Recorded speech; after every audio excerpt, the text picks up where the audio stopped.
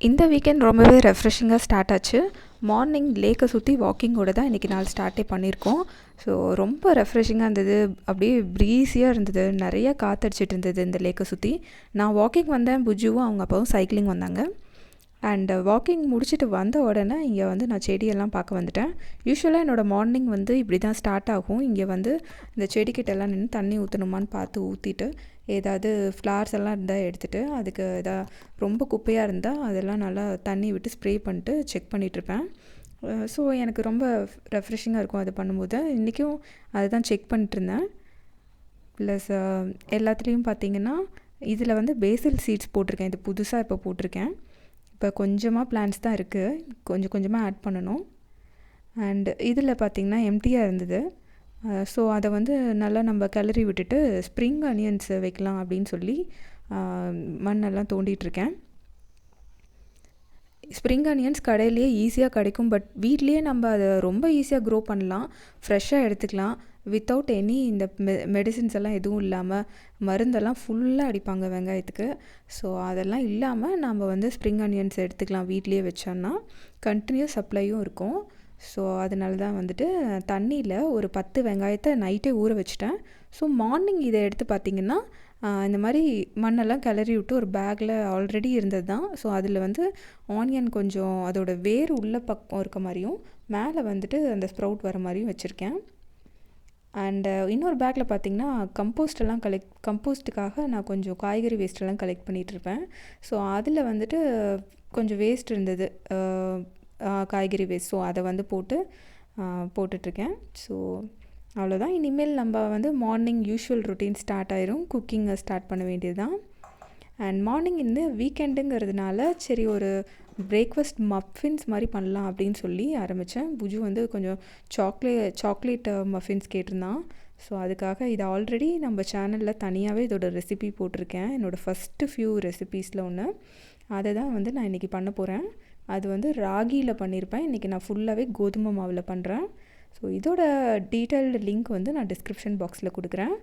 1 cup வந்து வீட் ஃப்ளோருக்கு 1 கப் பால் ஊற்றிருக்கேன். அது கூட வந்து ஒரு கொஞ்சம் வெனிலா எசன்ஸ் சேர்த்துருக்கோங்க. இப்போ நம்ம ஃபஸ்ட்டு வெட் இன்க்ரீடியன்ட்ஸ் எல்லாம் போட்டு நம்ம நல்லா மிக்ஸ் பண்ணிட்டு அதுக்கப்புறமா தான் நம்ம ட்ரை இன்க்ரீடியன்ட்ஸ் சேர்க்க போகிறோம். 2 டேபிள் ஸ்பூன் வந்து நான் கோகோனட் ஆயில் தான் எடுத்திருக்கேன். நீங்கள் என்ன ஆயில் வேணாலும் எடுத்துக்கலாம். பட் அந்த ஆயிலோட ஸ்மெல் கொஞ்சமாக நம்ம கேக்கில் வரும். இதில் ஜாகரி தான் ஃபுல்லாக ஆட் பண்ணியிருக்கேன், நாட்டு சக்கரை. நீங்கள் வேணும்னா சுகர் கூட ஆட் பண்ணிக்கலாம். ஸோ ஹெல்த்தி வெர்ஷனுக்காக நான் ஜாகரி ஆட் பண்ணியிருக்கேன். இது கூட நம்ம மாவையும் சேர்த்துக்கலாம். 1.5 கப் கோதுமை மாவு.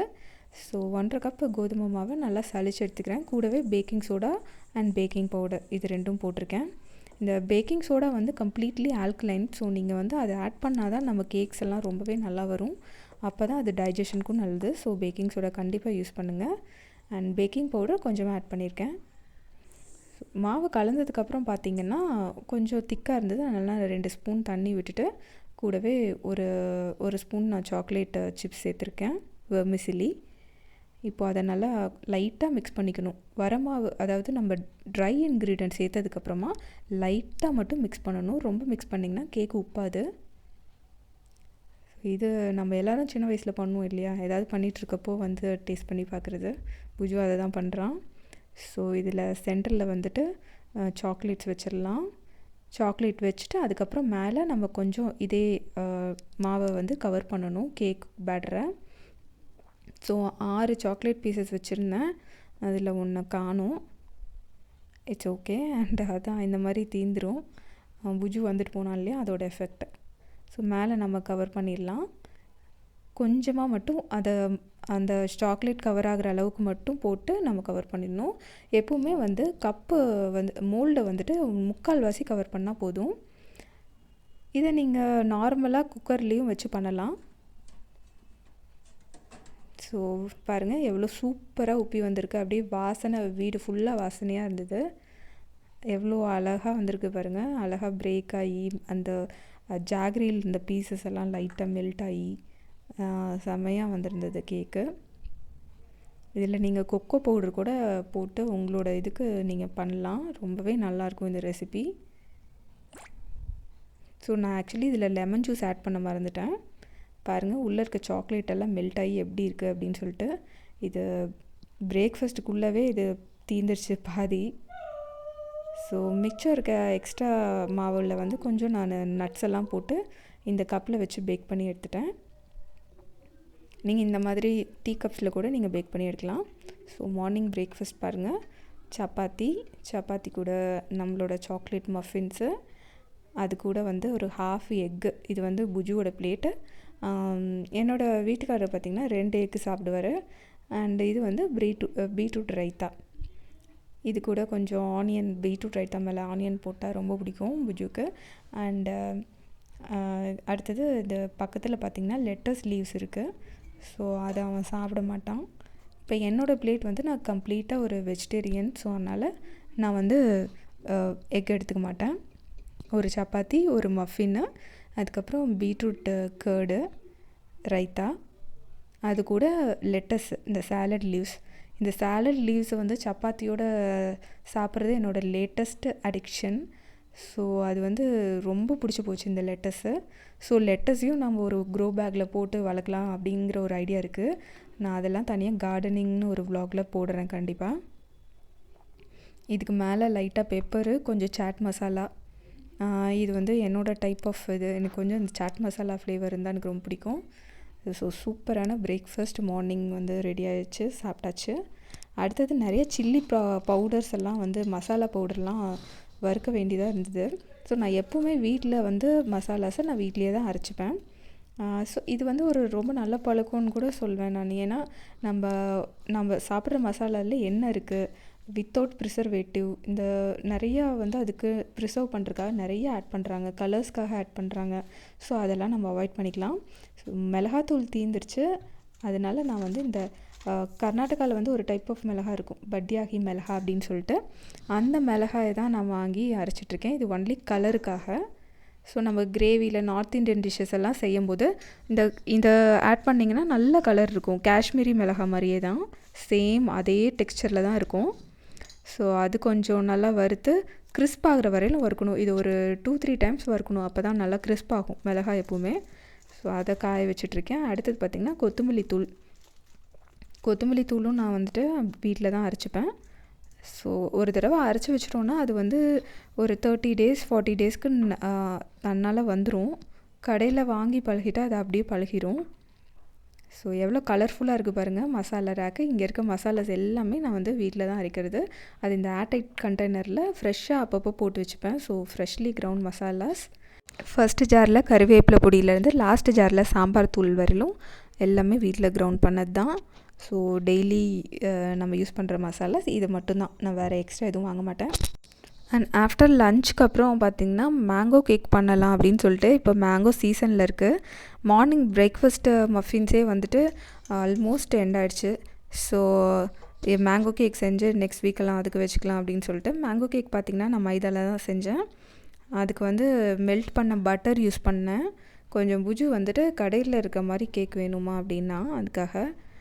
ஸோ மேங்கோ பியூரி எடுத்திருக்கேன் 1 கப்பு, பட்டரு, சுகரு, மேங்கோ பியூரி, அதுக்கப்புறம் 2 tablespoons கர்ட் எடுத்திருக்கேன். இதோட டீட்டெயில்டு ரெசிபியை வந்து நான் டிஸ்கிரிப்ஷன் பாக்ஸில் கொடுக்குறேன். அண்டு ஃபஸ்ட்டு இதை நல்லா சர்க்கரை எல்லாம் கலங்குற அளவுக்கு வந்துட்டு நல்லா மிக்ஸ் பண்ணிக்கணும். இது வந்து வெட் இன்க்ரீடியன்ட்ஸ். இதெல்லாம் நல்லா மிக்ஸ் பண்ணதுக்கு அப்புறமா நம்ம ட்ரை இன்க்ரீடியன்ட்ஸ் ஒன்றா ஆட் பண்ணிக்கலாம். ஸோ சர்க்கரை கரைஞ்சிடுச்சு.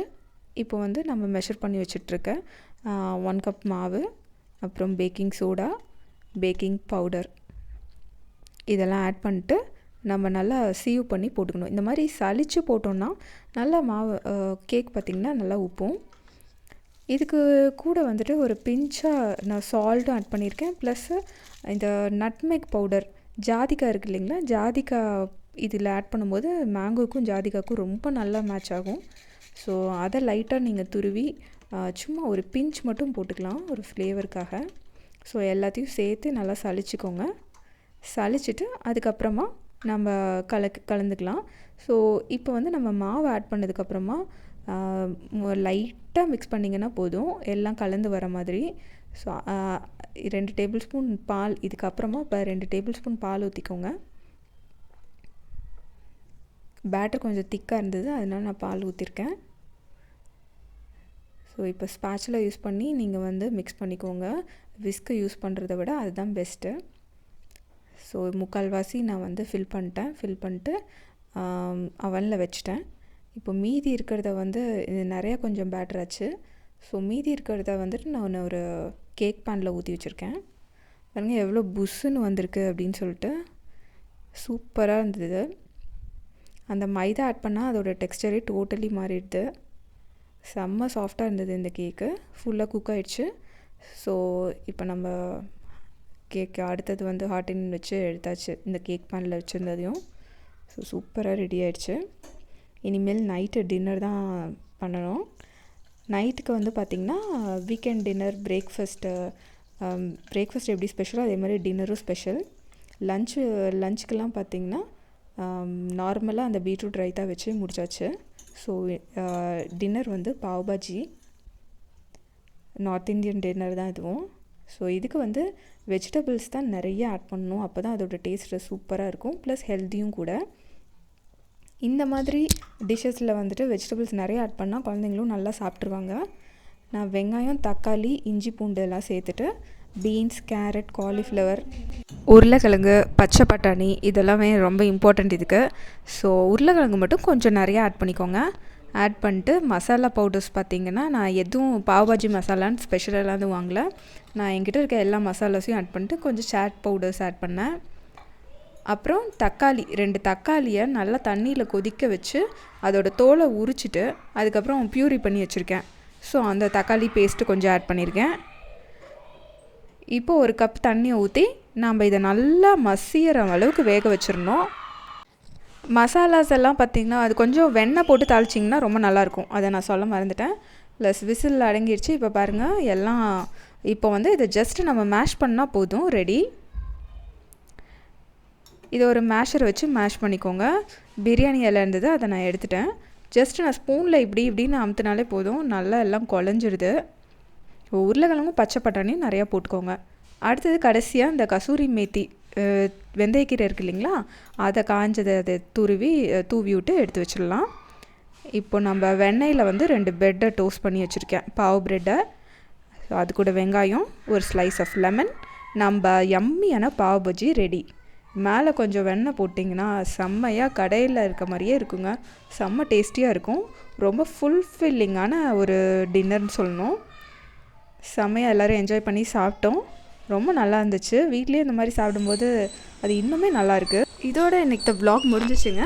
நம்ம ஊனி விட்ட வெங்காயம் இது 4-5 நாள் கழித்து இந்த வீடியோ நான் எடிட் பண்ணிட்டு இருந்தபோது இது ஆல்மோஸ்ட் முளைச்சிடுச்சு. ஸோ நான் அந்த ஸ்னாப்ஸை இது கூட ஆட் பண்ணியிருக்கேன். பாருங்கள் எப்படி முளைச்சி வந்துருச்சுன்னு. ஒரு 2-3 டேஸ் தான், ஏன்னா நம்ம ஊற வச்சனால சீக்கிரமாகவே முளைச்சி வந்துருச்சு.